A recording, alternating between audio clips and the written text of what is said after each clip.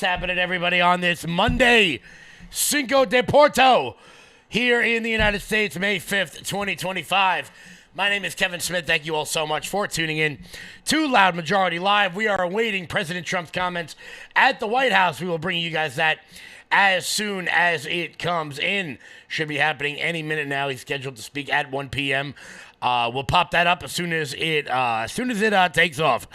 But I want to thank everybody for keeping it locked right in here. Rumble.com/LFATV. Giddy up. Let's go. Hope everybody had a phenomenal weekend as it is pouring here in New York. It is wet, to say the least. I hope everybody's staying dry. I want to thank everybody who came down on Saturday for the campaign office opening in Smithtown. I also want to thank everybody who came down to the Lindenhurst Street Fair yesterday. It was damp, to say the least. It was certainly very damp out there, but we had fun, as we always do, in Lindenhurst. So, guys, do me a favor and hit that thumbs up button. Share the video out all over the place. We are rocking. We are rolling here at the 1 p.m. hour. Let's pop this live chat up onto the screen. How's everybody doing today? How's everybody doing today? Shout out to everybody watching over there and across all the chats. Claudia, how are you? Jeanette, how are you? AC Knight, what's happening? Guys, once again, do me a favor and please share that video out if you're watching on a different platform like Facebook, per se. Do me a favor and hit that @ button. Hit the @ button and tag your friends, tag your followers so that they all get the show updates as well. Let's jump on over to the Rumble chat. Somebody's watching me. Hello, Mateo. What's happening? I got to meet Irish. What is that? 639. Got to meet her. We actually live in the same town, which is pretty cool. I think the same town or right next to it. So we got to meet her. Shout out to everybody. Watching there. Denise, how are you? Chaps, what's happening? TD Hodges, hello. So, you guys see the title of the show today, Cinco de Porto. Cinco de Porto, as Donald Trump continues his deportation efforts across the country. And you know what? I know that people are frustrated. I know that people are incredibly frustrated with the speed in which these sorts of deportations are happening. And I'm trying to convey to everybody, I really am doing my best, to tell everyone to be patient.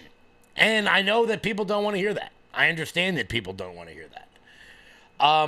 This is not going to happen quickly. Like anything else in life, it is much easier to destroy something than it is to rebuild it. People are very frustrated with people like Pam Bondi and Dan Bongino and Kash Patel, and I totally understand that. They're frustrated with people like Tom Homan, who seem to not be moving fast enough, and I totally get it. I absolutely, totally get it. But Tom Homan out there doing what he can do in order to remove these illegal aliens and these national security threats from the country.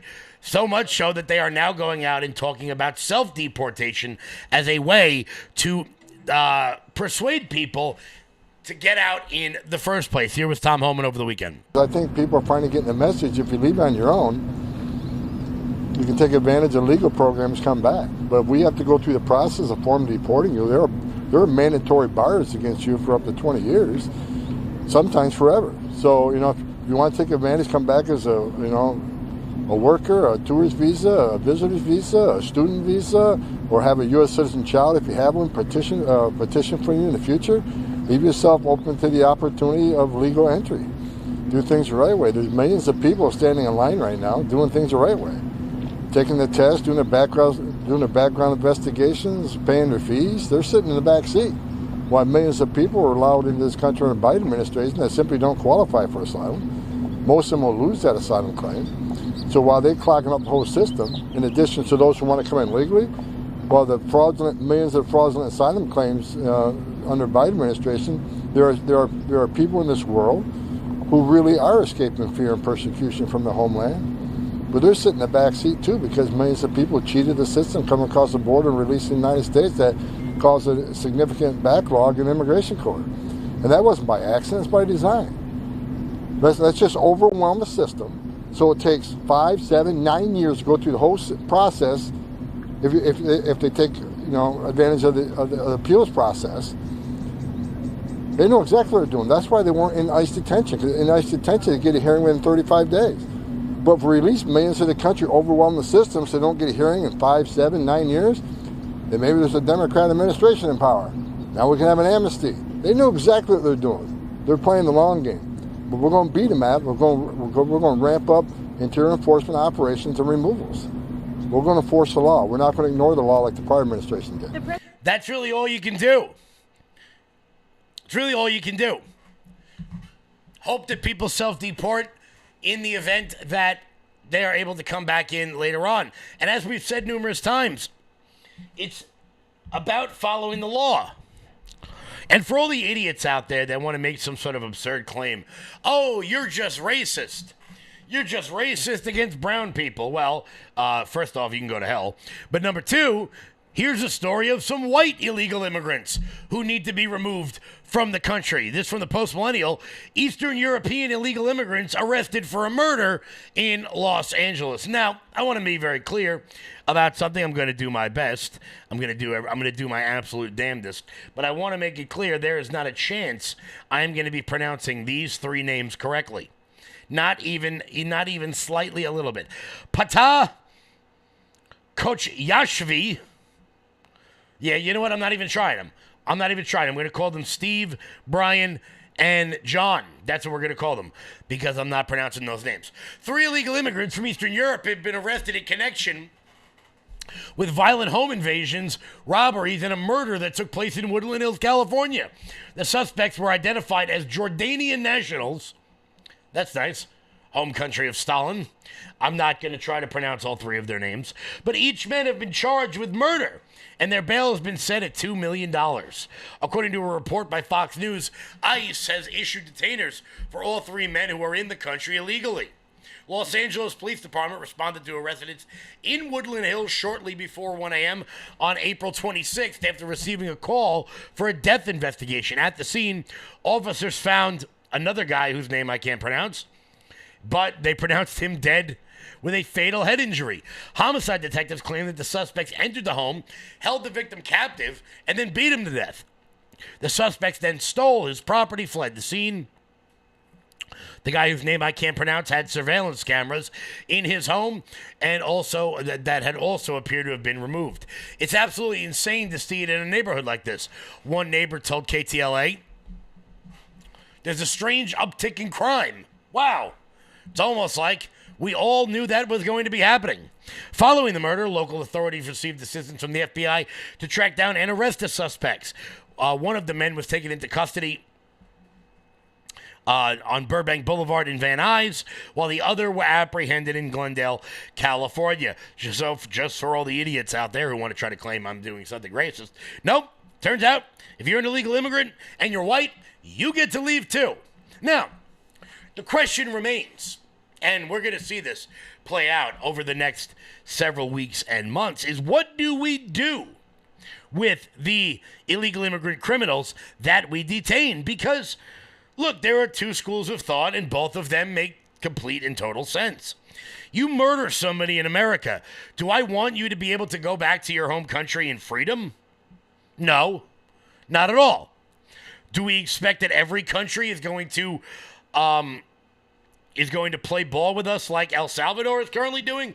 Probably not. Probably not. So what do we do? Is the penalty for murder simple deportation and living in freedom in your home country?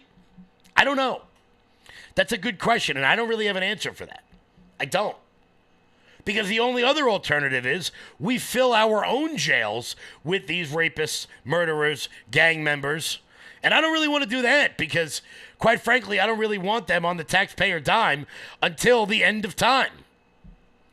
If you're a 20-year-old gang member and you kill somebody in America, do I really want to be paying for you until you're 80? Not really.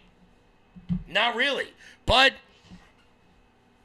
if we're going to do that, our prison population is definitely going to expand. And what will we do once that prison population does expand? Well, we're going to have to find a place to put these people. Not really. Oh, we're going to have to find a place to put these people. And one place that has been suggested was the beautiful land of Alcatraz. Alcatraz Island. We're going to get to that in 1 second. Before we do that, guys, head on over to loudmajorityusa.com.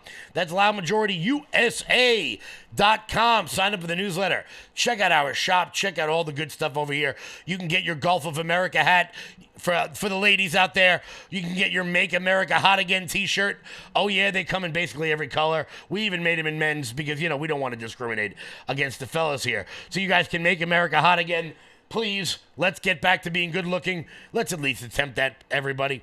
All the good stuff over there. Guys, go to loudmajorityusa.com. That's loudmajorityusa.com. Check out our clearance section. We've got a bunch of stuff, 50% off, and that is the best way to support this program and the hard work going on over here at the Loud Majority. Pick up your Trump Vance flags.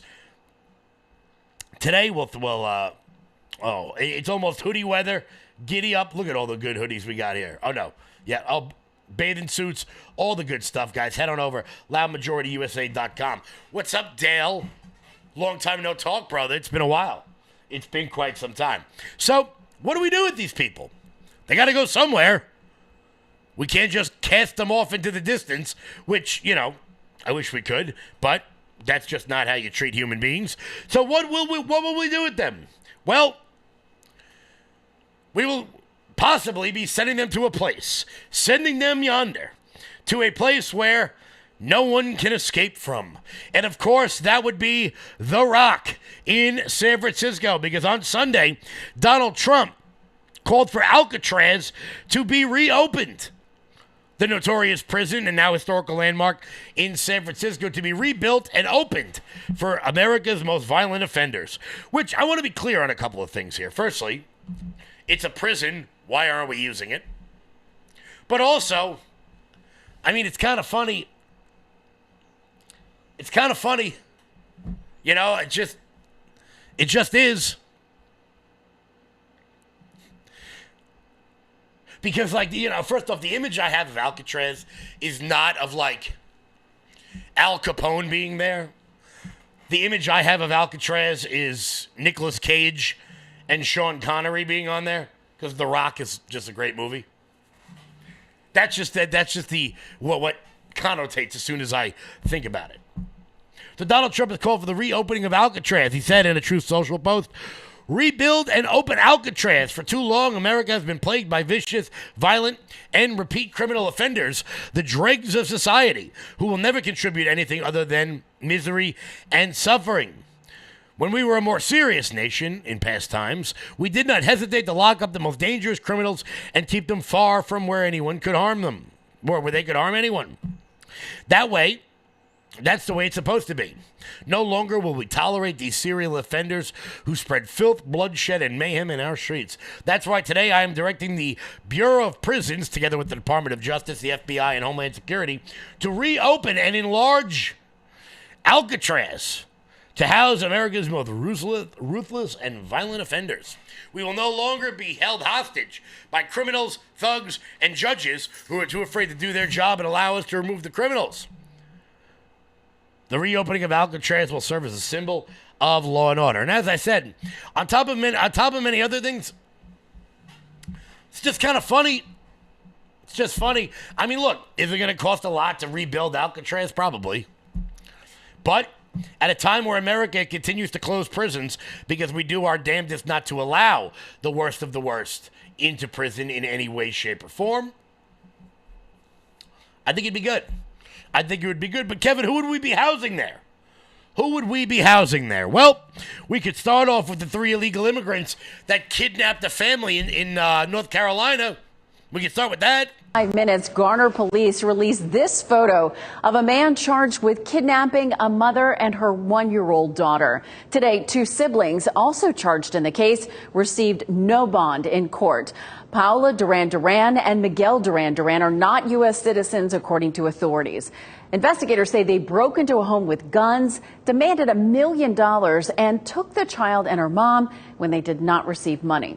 WRAL's Julian Grace joins us now live with what else prosecutors said in court and what we know now about the 3rd suspect. Julian? Well, Deborah, police are not saying a lot about the 3rd suspect, but prosecutors had a lot to say inside the courtroom earlier today about the brother and sister. They believe that they're citizens of Mexico and that they're possibly flight risk. Through a court-appointed interpreter, Miguel and Paola Duran faced a judge. Both were denied bail and labeled significant flight risk. Prosecutors revealed their belief that the siblings are not United States citizens. The charges against them paint a disturbing picture.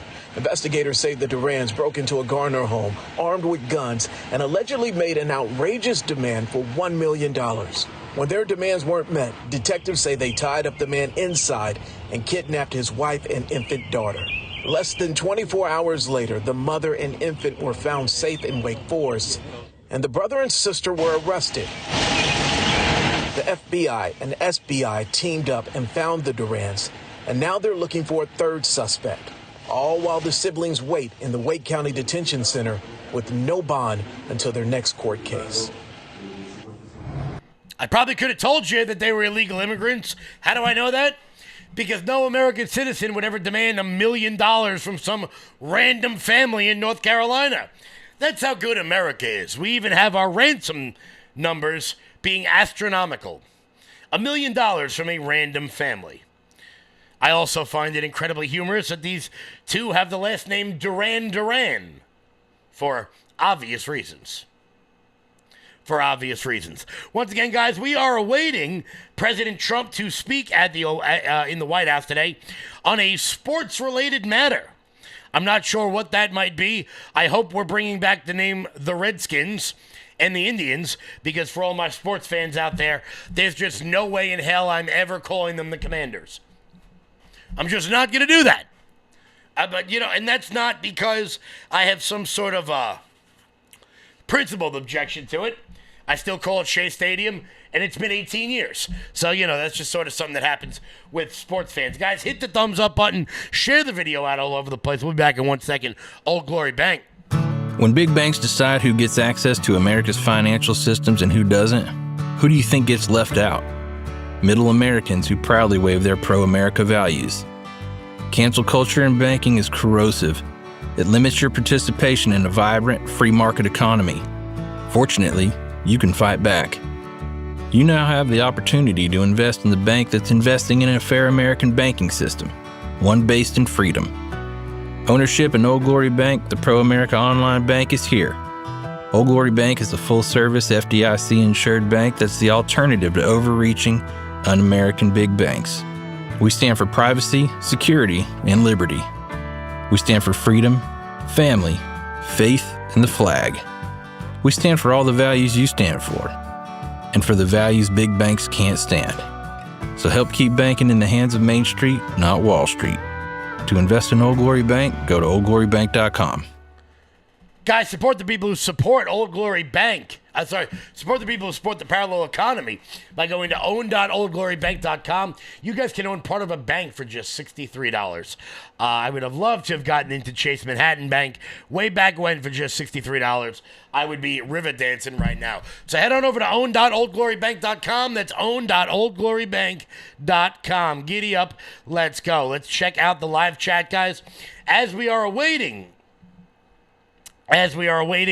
President Trump speaking live in the Oval Office with some kind of sports-related kerfuffle, whatever that might be. I genuinely have no idea what it's going to be.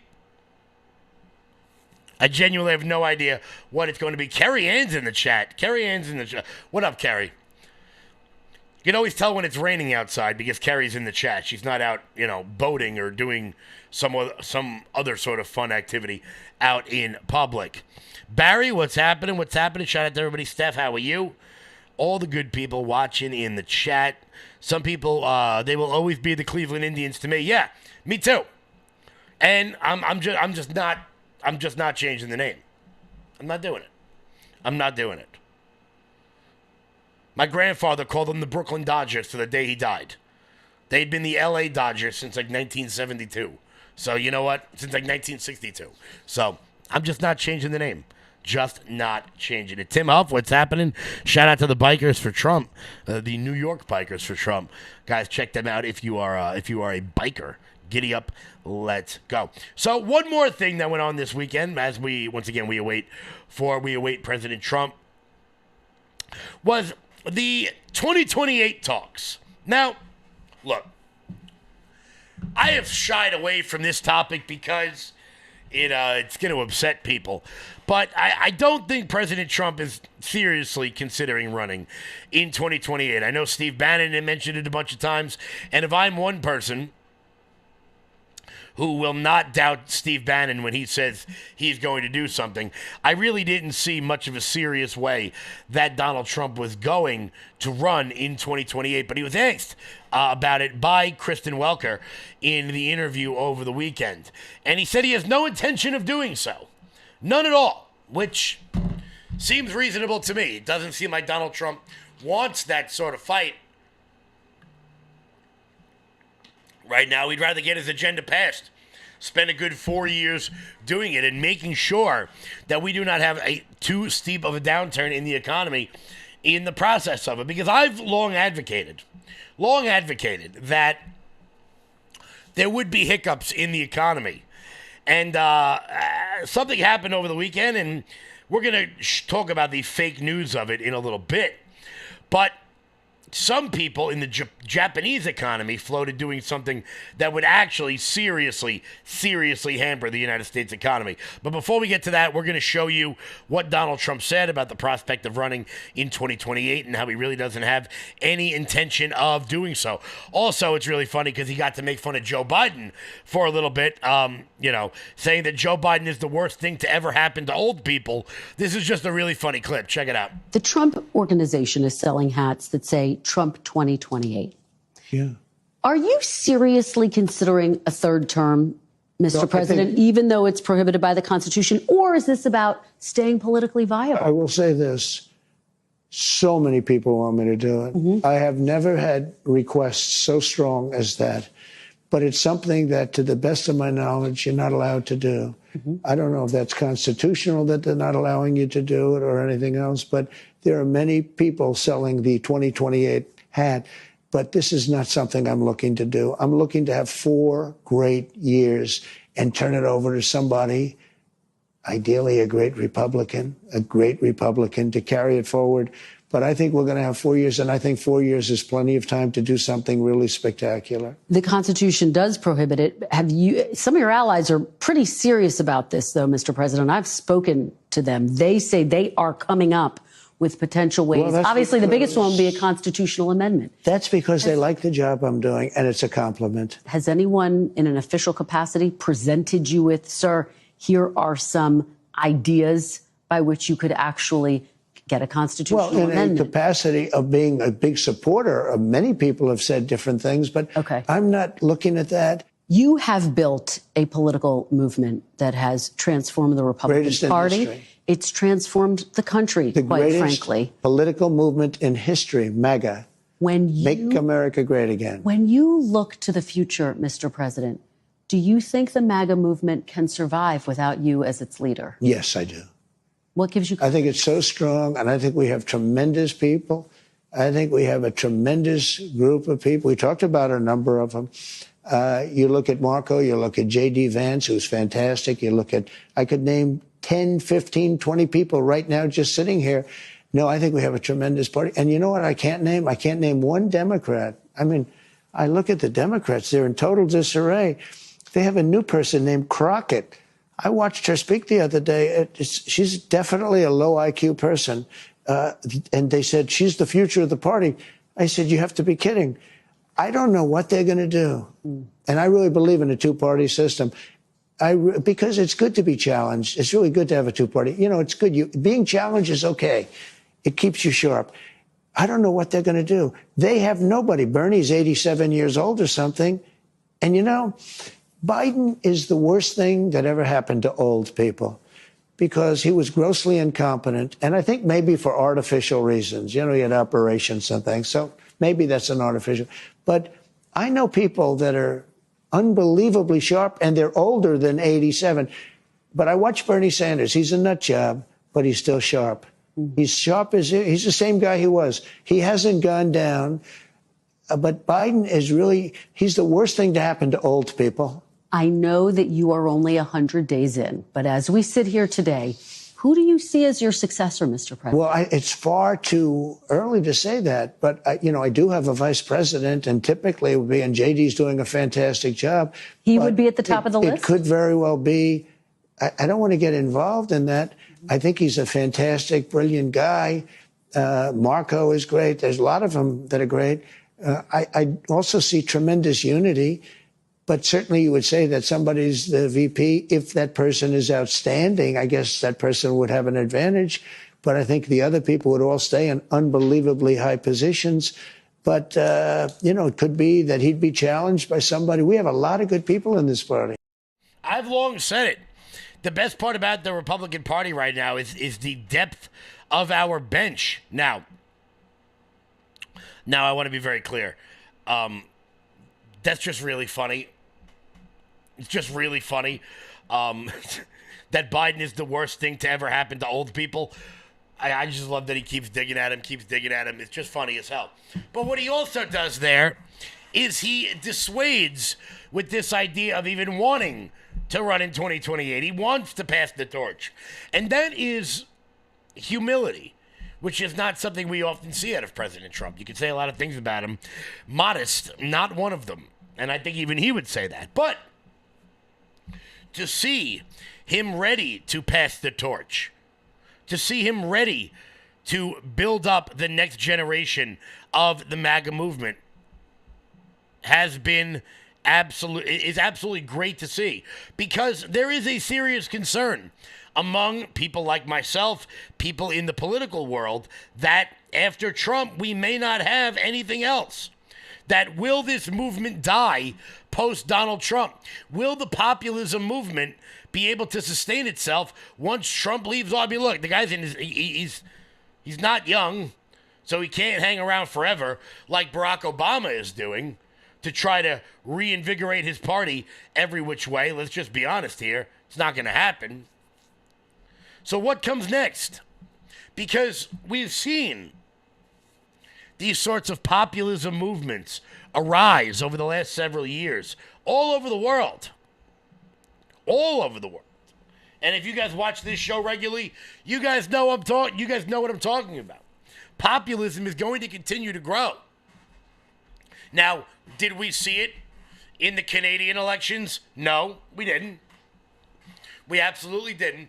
But one place we did see it over the weekend was in the UK, where Nigel Farage had a tremendous, some might say huge, victory in the UK. We're going to get to that in 1 minute. Before we do that, guys, here's Jeremy. Oh, hey, folks. How you doing? Jeremy Harrell here, LFA TV. I was just reading up here on Fatty 15. Sounds kind of funny, right? It's not, though. Fatty 15 is a new supplement that we are taking here at LFA TV that I'm personally taking myself that has a nutrient in it called C15. And what is C15? Well, ladies and gentlemen, we can thank our aquatic friends, the dolphins, for science figuring this out. The first breakthrough in 90 years about what the proper amount of C15 in your body can do. Every one of us wants peace. Every one of us wants to experience joy and a long life with our kids and our grandkids sitting in a setting like you see behind me. Well, there's one way that you can do that outside of eating right, having a good diet, exercising, saying your prayers, eating your vitamins, but also taking supplements that our bodies just don't produce anymore because we're all breaking down, especially as we get older. Fatty 15 has a nutrient called C15. And what this does is it, first of all, repairs your old damaged cells and then kind of slows down the aging process of your cells, giving you longevity of life. And 72% of people taking Fatty 15 see massive benefits within 16 weeks. Some earlier, some later. But those benefits are absolutely amazing, ladies and gentlemen. Most people said their liver and heart health feels much better. A lot of people said that their skin is changing. They feel like they're healthier. Their metabolic system changes. And ladies and gentlemen, it's also vegan friendly. Now, Fatty 15 has 3 times the cellular benefits as any omega-3 or fish oil. Omega-3 in fish oil also can go bad after a while. By replenishing our cells with this C15 nutrient that I'm talking about in here, Fatty 15 effectively repairs cells and restores our long-term health. Now, I can get you a 15% off a 90-day subscription right now by going to fatty15.com/LFA, promo code LFA. That's fatty15.com/LFA, promo code LFA. And ladies and gentlemen, despite the name, it's not going to make you a fatty. It's actually going to give you something that you've been wanting for a long time, to feel younger again. Who doesn't want that? Fatty15.com/LFA, code LFA. Check it out now. Thank you guys so very much. Have a wonderful day. So Nigel Farage was able to pick up a tremendous victory in the UK elections. Now, why do I mention the UK elections? Kevin, why do I bring this up? We're in America. We're America First people here. I bring it up because and I've said this for many years, and I will continue to say it because I believe it to be true. When Europe sneezes, America catches a cold. Whatever happens in Europe happens in America not too much longer later. So Nigel Farage has hailed the Reform UK's gains in Thursday's unprecedented election, ending the two-party system in effect in the UK. The party has taken control of 10 local councils, won 2 mayor races, and added a 5th MP, which is like a member of Congress, to their ranks. Many of these wins came at the expense of Labour, which is their sort of left-wing party, and the Conservative Party, which is their sort of neocon center-right party. Prime Minister Keir Starmer conceded that people were not yet feeling the benefits of the Labour government, while the Conservative leader, Kemi Badenoch, pledged to make her party a credible alternative once again. Farage claimed on Saturday, in post-war Britain, no one has ever beaten both the Labour and the Conservative parties in the local election before. The lesson learned from these elections was not that the country needed ideological zealotry. It is that now it is time to crank up the pace on giving people the country they were crying out for. This is kind of key to what's happening here in America, as we are seeing that the more America First people in American politics are starting to actually do what their voters want instead of what Democrats do and tell their voters what they ought to want, which I think is the biggest problem Democrats face in this country, is that for far too long, they have just told their voters what they should believe in, what they should want, rather than giving them the country they demand.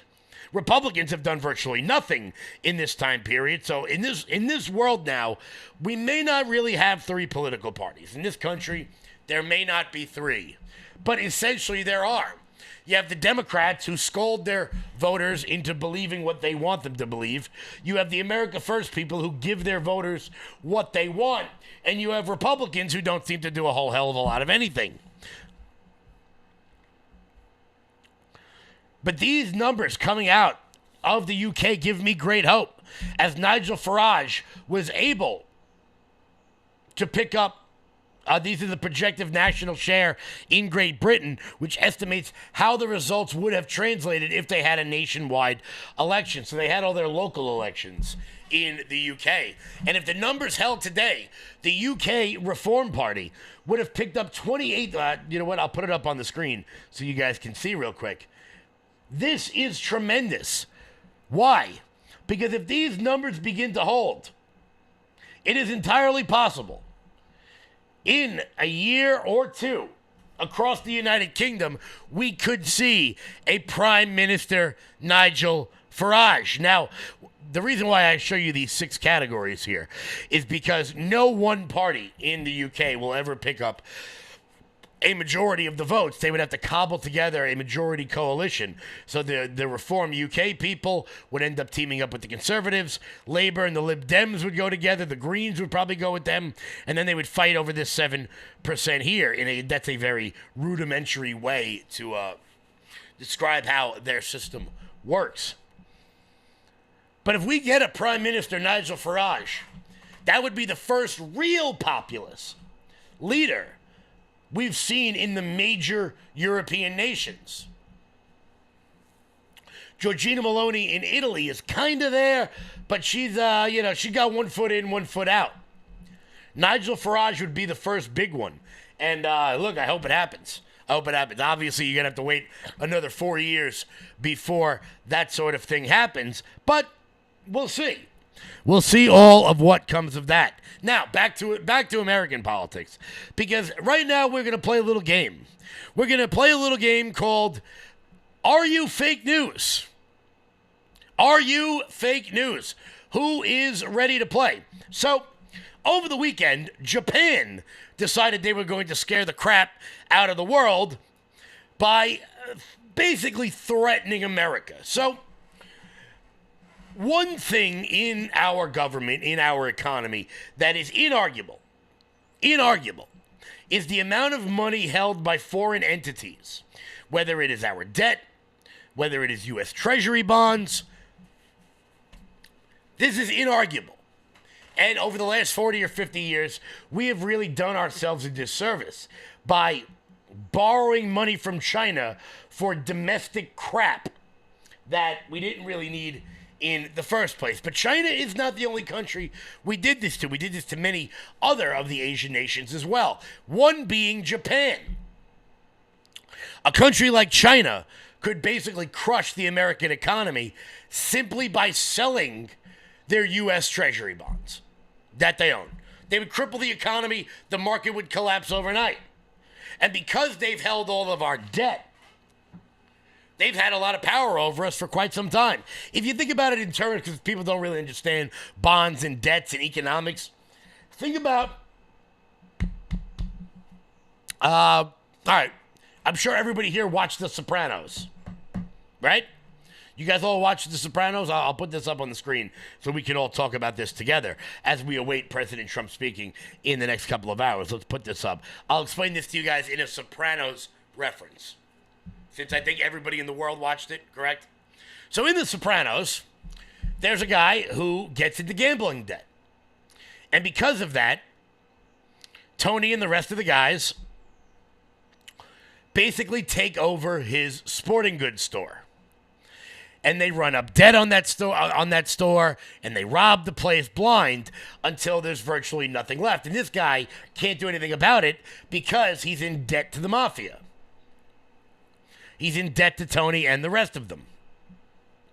That is essentially what other countries have done to America over the course of the last several decades. They've purchased all of our debt in the form of U.S. Treasury bonds, which they can eventually cash in at any time. Now, no country would do that all... Well, hold up. We'll get back to that in a second. Oh, no. Why is Roger Goodell in the Oval Office? We'll check this out right now. Oh, boy. Roger Goodell's here. Not great. Guys, here is the Oval Office. Here is President Trump. Commissioner Roger Goodell. Let's listen in. Very amazing, I think, for D.C., but even for the country, because it's, to me, a very big deal. I'd like to thank NFL Commissioner Roger Goodell, Washington Commanders owner Josh Harris, and Washington, D.C. Mayor Muriel Bowser, Secretary Scott Turner, Secretary Doug Burgum, and I see Howard Lutnick is here too, Commerce, and some others that if I could see past the press, I'd name you, but I can't. I'm pleased to reveal that the 2027 NFL Draft, that's a big thing, will be held right here in our nation's capital, Washington, D.C., on the National Mall, and you get a little glimpse of it.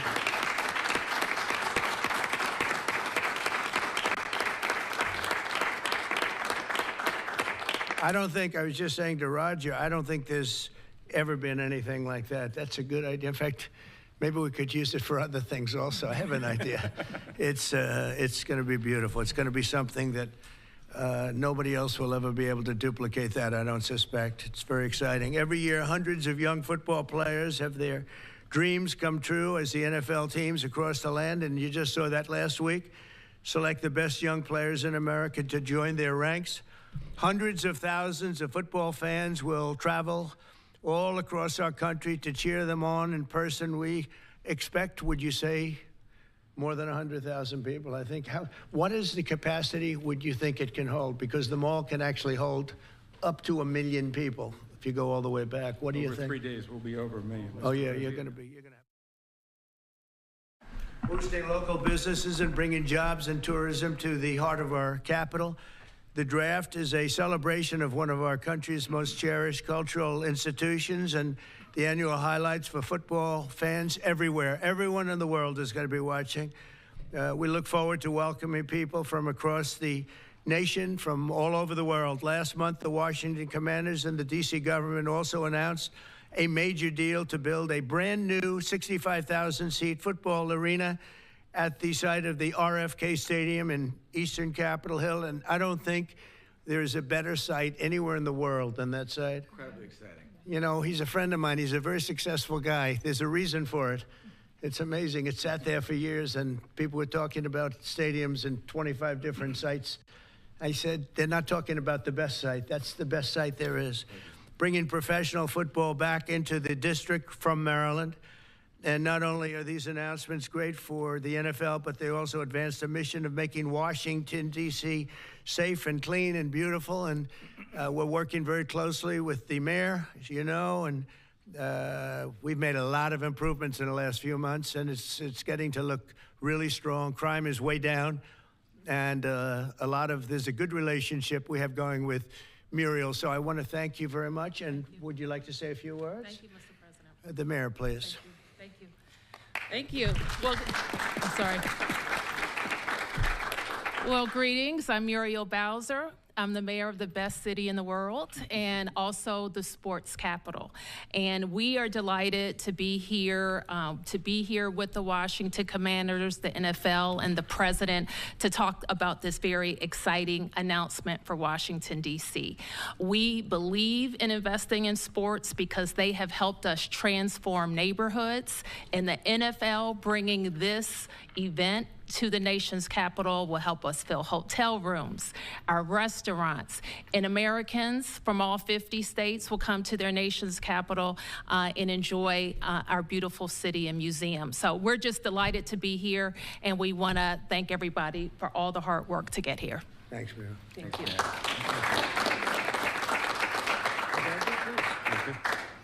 Well, Mr. President, thank you. We're honored to be here in the Oval Office. Boo this man. Have you announced Everyone boo Roger Goodell. It's a special treat, so thank you for your support. Also, thank you for your support in the Commanders' new stadium. We agree it's going to be a great site. We think it's going to be great for our fans here, and it's great to come back home. And so we're very excited about that. Josh is leading the way on our behalf, and the mayor, so we thank both of them for that. We also want to thank you because in the first term, you helped us get a Canadian trade deal, which we want to make sure we note again and make sure you know. Canada does not like me too much. They gave a great American company a lot of money that you deserved, frankly. So. Thank you. The draft has really become one of the great entertainment and sports events. Just a week ago in Green Bay, we had over 600,000 people attend. The year before in Detroit, we had close to 800,000. As the president remarked, we believe we'll be well over 1 million when we come here to DC in 2027. So we not only believe it's a great site, we believe it's consistent with what the president said, which is investing in our communities, investing specifically here in the nation's capital, one that I grew up here in Washington, D.C., and is particularly important. We think we can have a tremendous impact on this community, and it will not just be an event, it will be something that will show the world how far the nation's capital has come and where it's going. So we're very excited about that. And we thank everybody here. We thank you for your support. We know it's going to be a great event. Mr. President, we thank you again. Thank you very much. You're welcome. Good luck with it. Yes, thank you. Thank you. Mr. President, thank you very much. We wouldn't be here without you. Thank you for your leadership in terms of the stadium, and now what a great day for Washington. I mean, to host the NFL draft in 2027 on the Mall, I believe we'll get over 1 million people, and it's going to be an amazing day, and it'll showcase what Washington's all about, but it'll also showcase what our country's all about. Washington is the gateway city to our country, and you know, it'll be an amazing day, and we can't wait to get started. And I couldn't have done it without my partners, Roger Goodell, thank you, and Mayor Muriel Bowser. And we're ready to get to work, and I can't imagine RFK coming back. I grew up here.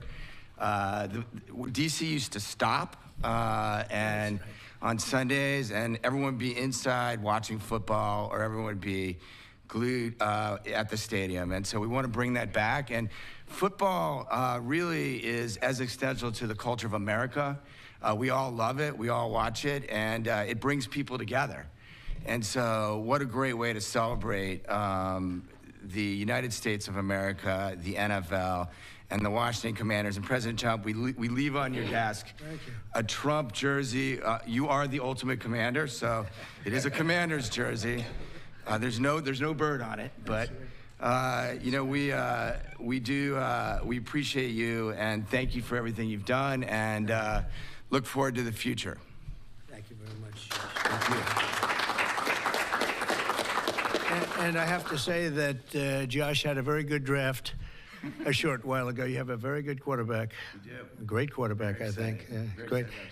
Any questions, please, about the stadium or any of it? Yeah, please. Yes. Thank you very much. Yes, thank you so much. About the draft, and I would like to upcome an event that it was already mentioned here, the World Cup. Although United States, the passion here is football. For the World Cup next year, how do you envision, Mr. President, this event here in the United States? It'll be fantastic. I worked very hard to get the World Cup. It was, in fact, I think I have the trophy right here, right behind you. Don't have a picture taken with Roger and that trophy, by the way. But no, they brought it in. Johnny, who's a good guy, but he brought that in. That's the actual trophy. It's interesting that you asked that. And it's made at Tiffany's, and they're leaving it here until just before the actual World Cup. Then it goes to the champion. But that's very exciting. We have the Olympics. So we have both of them. I worked very hard in getting both, and I said, you know, I'm not going to be able to be there as president. And then a strange thing happened, and it turned out I became president not for the term that I was supposed to be. I became president while we have the Olympics and the World Cup, and we have something that maybe surpasses everything, the 250th anniversary of our country. So that's going to be great. That's going to be a very big event, a year-long event. So thank you for the question. Very nice question. Yeah, please. Yes. So you've often said you want U.S. to be bigger, better, and stronger.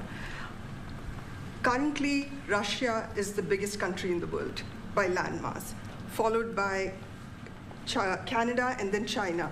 So when you say that you want to annex Canada, is it so that it would be the biggest country in the world? No, I never even thought of it that way, although I am a real estate developer at heart. I've never heard that question. Yeah, please, go ahead. Mr. President, will you have to hire more security and police in order to accommodate the 1 million people coming in for the NFL draft? I think that there'll be something, and I know Roger will work it out, and Josh and all of us will work it out. It's such an honor to have that. I think it'll be great for everybody, great for our country. It'll be something very special. There's no scene like it. There's no site like it.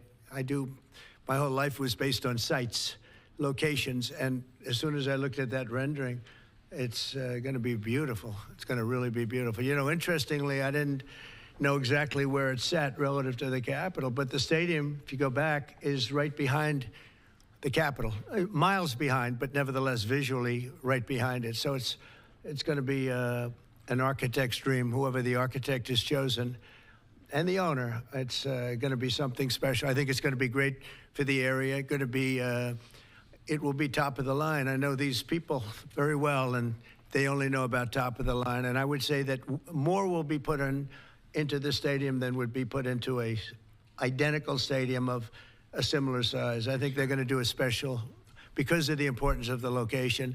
I have no doubt they'll do a special job. Yeah, please. Can you explain a little bit about how you would implement tariffs on the film industry, kind of how that would work? Well, that's a different story, but our film industry has been decimated by other countries taking them out, and also by incompetence, like in Los Angeles. The governor is a grossly incompetent man. He's just allowed it to be taken away from, Hollywood. Hollywood doesn't do very much of that business. They have the nice sign and everything's good, but they don't do very much. A lot of it's been taken to other countries, and a big proportion. And I'm actually going to meet with some because, there's some advantages, I guess, and I'm not looking to hurt the industry. I want to help the industry. But they're given financing by other countries. They're given a lot of things. And the industry was decimated. If you look at how little is done in this country now, you think we were the ones. We used to do 100, not long ago, 100%. Now we do almost like very little. It's shocking. Are you in that business too? Because he's in so many businesses. You could explain it, but it's not a good situation. So we're going to meet with the industry. I want to make sure they're happy with it because we're all about jobs. That's all what it's very important. It's a big industry, but it's an industry now that's it's really left. It's abandoned the USA where it started, and we'll get it back. Yeah, please. Thanks, Mr. President. First, I just want to thank you for letting us in here. I'm with Zero Hedge, and the last administration banned us on social media, so we're really grateful to be in the White House. And this is not exactly sports related, but I've been dying to ask you this question for a long time, which is that 2.5 years ago, the Nord Stream pipeline blew up. Yeah. And despite what people like John Brennan and all the hawks said, you were one person who said Russia probably did not blow up its own pipeline. If you can believe, they said Russia blew it up, yeah. And so I'm wondering now that you're president, if you would consider launching a formal investigation into what happened there and who actually did blow it up. Well, probably if I asked certain people, I'd be able to tell you without having to waste a lot of money on an investigation. But I think a lot of people know who blew it up. But I was the one that blew it up originally because I wouldn't let it be built. And then when Biden got in, he allowed it to be built. And it's very interesting. But I think Russia, with the price of oil right now, oil's gone down. I think we're in a good position to settle. They want to settle. Ukraine wants to settle.